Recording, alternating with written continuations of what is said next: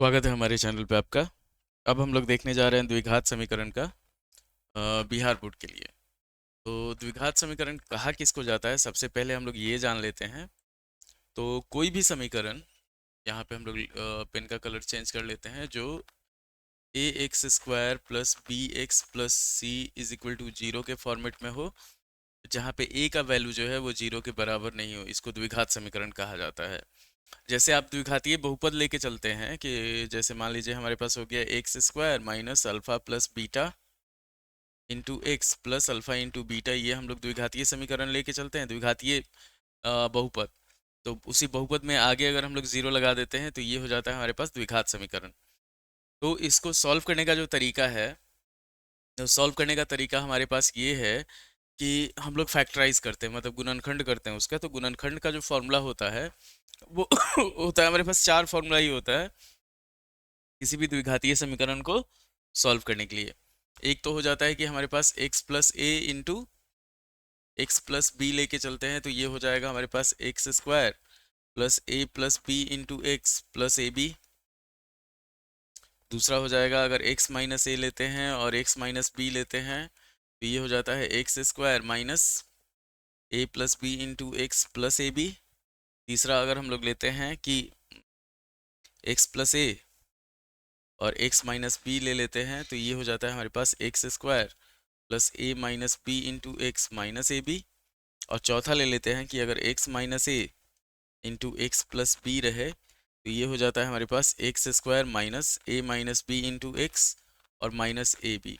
एक कभी कभी क्या होता है, हमारे पास ए प्लस बी और ए माइनस बी का होल स्क्वायर भी यूज हो जाता है द्विघातीय समीकरण में। तो द्विघातीय समीकरण में हम लोग ए प्लस बी का अगर होल स्क्वायर लेते हैं, तो ये क्या होता है, a square plus two a b plus b square.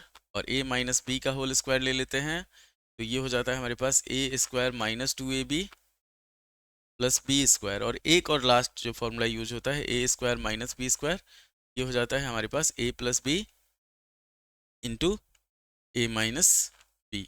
ये लेके चलते हैं।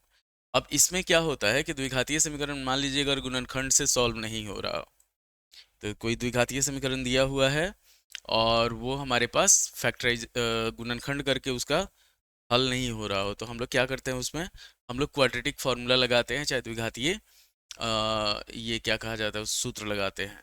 तो अगर मान लीजिए हमारे पास दिया हुआ है a x square plus b x plus c is equal to zero, और हम लोग का ये गुणनखंड नहीं हो रहा है, तो हम लोग पहले क्या निकालते हैं, डी निकालते हैं। डी को कहा जाता है डिस्क्रिमिनांट, चाहे विवेचक कहा जाता है। तो डी का जो वैल्यू होता है वो होता है B square minus four a सी। और फिर हम लोग इसको सॉल्व करते हैं। जैसे डी का तीन कंडीशन होता है कि यदि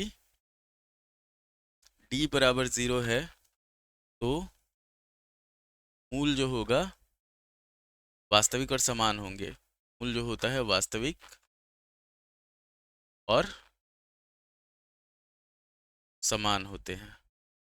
इसका मतलब क्या हो गया कि अगर अल्फा और बीटा है तो alpha is equal to beta होता है। तो इस केस में हमारे पास अल्फा और बीटा कहा जाता है। एक्स का जो दो वैल्यू आएगा ना, उसको हम लोग अल्फा और बीटा बोलेंगे। तो यहाँ पे अल्फा का वैल्यू जो होता है और बीटा का जो वैल्यू होता है, दोनों समान हो जाता है। वो हो जाता है माइनस बी बाई टू ए। ठीक। और उसके बाद यदि मूल हमारे पास d is greater than zero हो, यदि यहाँ पे लिखते हैं यदि d जो है वो ग्रेटर देन जीरो, d को विवेचक कहा जाता है, इतना ध्यान रखना है। तो इससे हम लोग को रूट का पता चलता है, उसका मूल किस बिहेवियर का है वो पता चलता है। तो यदि d is greater than zero, तो मूल जो होता है वो होता है वास्तविक और असमान। वास्तविक और असमान होता है, इतना ध्यान रखना है।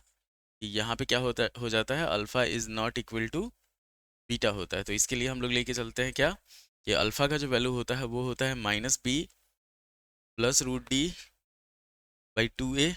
अच्छा है, इसी को लिखा जाता है minus b plus root under b square minus four a c by two A.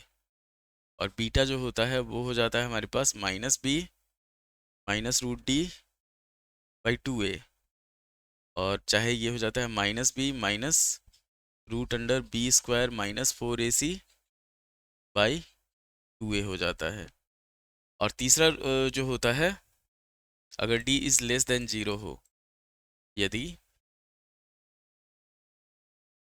d is less than 0 मतलब निगेटिव में हो, तो क्या होता है, मूल जो होता है वास्तविक नहीं होता है, मूल जो होता है वास्तविक नहीं होता है, नहीं होता है। तो इसको हम लोग आगे सॉल्व नहीं करते हैं, यहीं तक हो गया।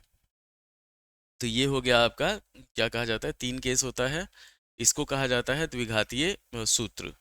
तो ये हो जाता है, एक ही होता है, इतना ध्यान रखिए, द्विघातीय सूत्र जो होता है, ये तो 3 कंडीशन हो गया कि अगर हम लोग के पास दिया हुआ है, सिंपल जान लीजिए कि a x square plus b x plus c is equal to 0, हम लोग क्या निकालेंगे, डी निकालेंगे, d is equal to b square minus 4ac होता है।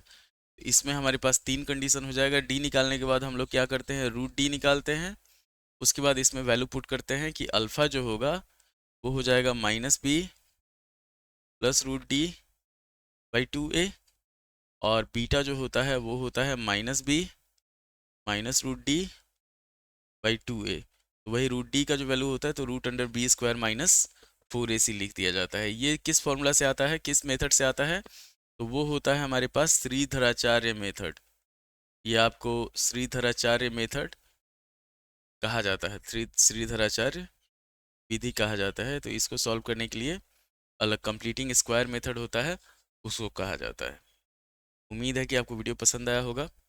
लाइक करें, शेयर करें, सब्सक्राइब करें। धन्यवाद।